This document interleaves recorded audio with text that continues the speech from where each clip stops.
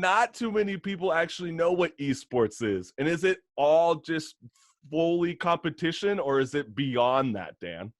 Well, there's a delineation between esports and competitive gaming. Competitive gaming is playing games in a competitive fashion. CSGO is a competitive game. Overwatch is a competitive game.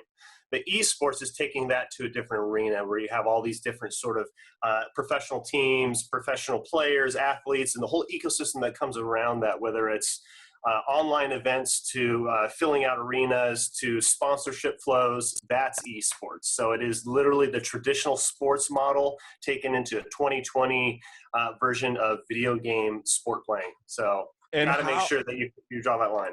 Yeah, and so how do video game players, right? How do they benefit from something like esports compared to competitive gaming? So everybody can play competitively, It's just, do you have the skills or do you have the backing to get into a professional arena?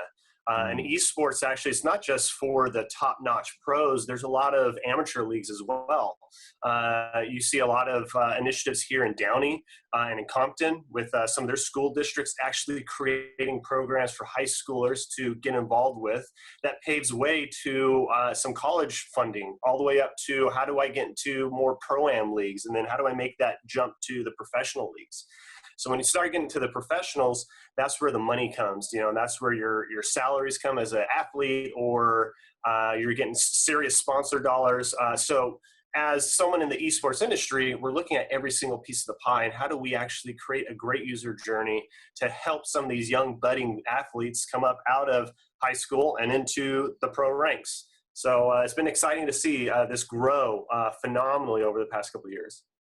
See, that's pretty awesome. My little brother wanted to be a professional video gamer, but back then there was no path. It was like, no one knew how you became a video gamer. His video gaming was so bad that my dad had to turn off the internet for our entire household. My brother would not eat. Literally just did not eat. He played straight, didn't sleep, eat, and it was crazy.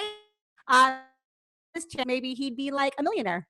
Yeah, and I think that's something that a lot of the viewers right now that are on YouTube and they're listening in, how could they be a part of esports? Because I didn't know that it was all the way down at the high school level. I know our CCS contributor, Kevin Drake, he has his show out at UCI, and they have their own esports league in college level. And I thought that was so insane. But for someone who, let's say, they're not going down the school curriculum, right? How could they become an esports, video gamer by pursuing it on their own? How do you make those steps happen?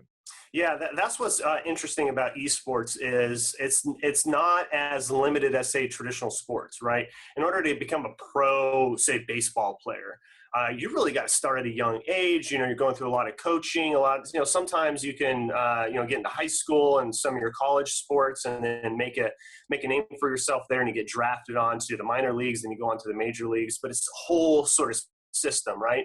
What's beautiful about esports is you can come in at any stage.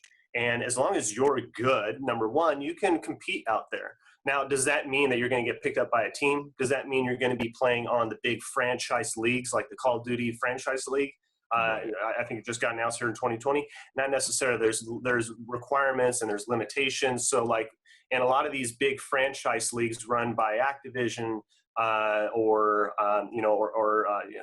whatever big publisher there is out there, they have requirements that you have to meet, and you have to actually have a spot in the franchise, and there's a buy-in for that.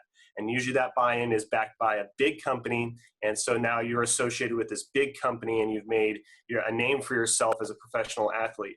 But what's beautiful about esports, I'm going to circle back here, is that there are open leagues. So let's take, for example, the Fortnite World Cup. That's an open tournament. And so the kid that won last year in 2019 did not have the backing of a professional team. He was just damn good. And so that tells the world that you could be a 16-year-old wonder and rise up from the ranks. As long as you're good and you have a proficiency in the game and you have, the drive to be one of the best, you can do that. And you can go and crush it and take home X amount of millions of dollars right. and jump on Jay Leno the next day. That kid was an instant rock star overnight. So the borders are not nearly as controlled in esports as it is in traditional sports.